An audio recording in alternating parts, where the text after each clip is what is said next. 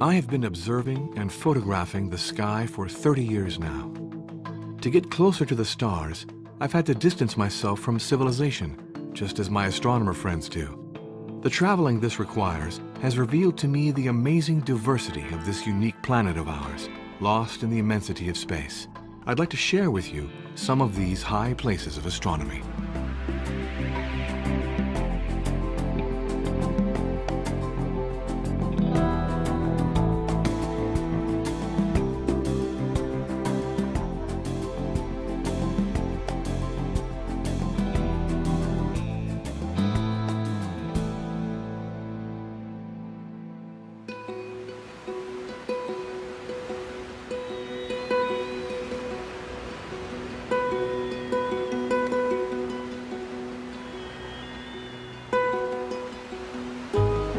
At the base of the coastal cordillera in northern Chile, the wild shore of Poposo is a unique spot.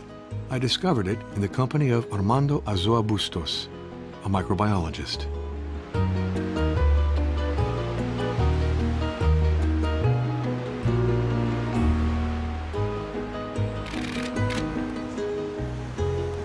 Do you get that? Yeah.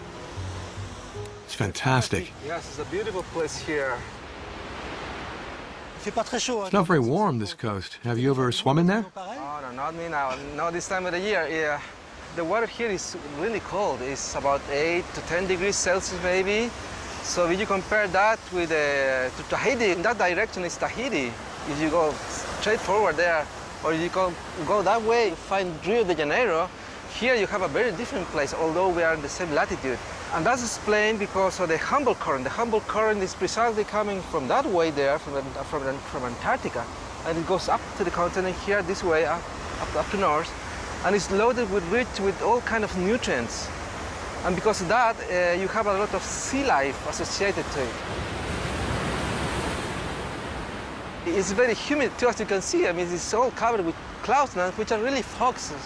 And fogs are explained because of the same reason, mainly because you have the Pacific Ocean here, very cold area, and you have the mountains here blocking all these clouds, all the fogs coming, and they are stopped here. Here you get to see some plants, but if you go there, inland, you get to see nothing.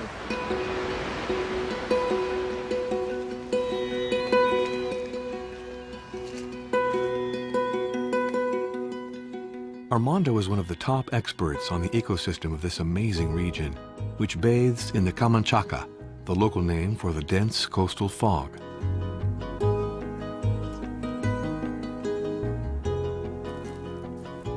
Just above the fog cloaking the Pacific Ocean hides the world's driest desert, the Atacama. The sky there is extraordinarily pure, which means that it draws astronomers from all over the world. I discovered this place some 25 years ago in the company of European astronomers planning to build their largest telescopes there, something they've now done.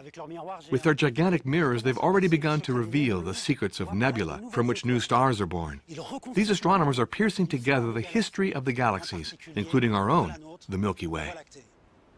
But they want to go even further. In order to observe heavenly bodies as yet invisible, these European astronomers are going to build a gigantic telescope with a diameter of 39 meters on a mountain in this desert. It will be the biggest mirror ever built, and with it, these astronomers hope to get a glimpse of the very first instance of the universe.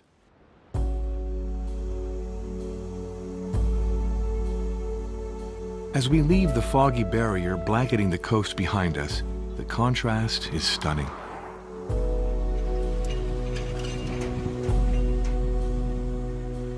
We head into pure desert.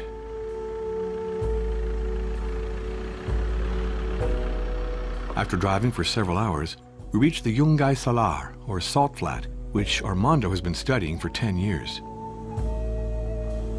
Here, my friend, you are probably in the driest part of the Atacama, and thus the driest spot on Earth. It can't get drier than this place where I'm standing now. There is no recorded rain, no recorded rains. That means that for 100, maybe 1,000 years, there hasn't been any rains at all in this place. No rains at all. But if there's no water, that means no life. Is there any life here? That's a very good question. Interestingly, amazingly, life can be here, found here. And its particular rocks what you can see here. It looks like a rock, you see, but just get to see this gray band here, and that is representing a life form that is able to rock here. I'm going to break it now, okay? Just a little piece. I'm not going to touch the life part.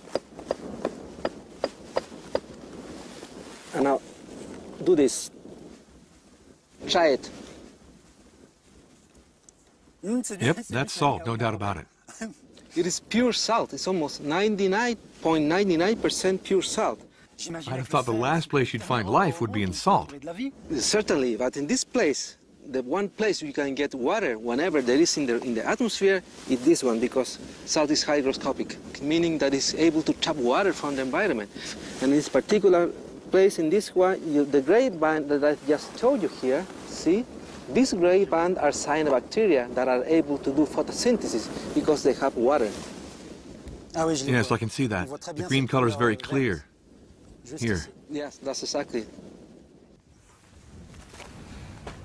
We're on the planet Mars, Armando. Indeed, actually, the Atacama is considered to be the best model of Mars on Earth.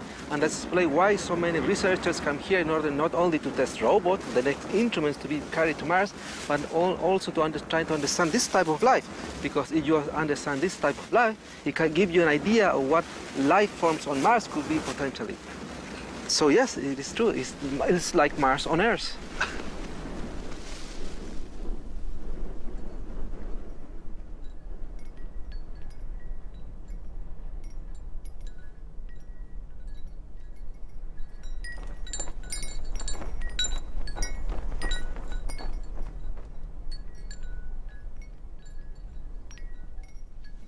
Armando, this is amazing.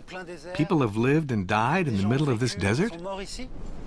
Yeah, it's incredible. Many people come to work here. They live for many years. They come from every part of the country.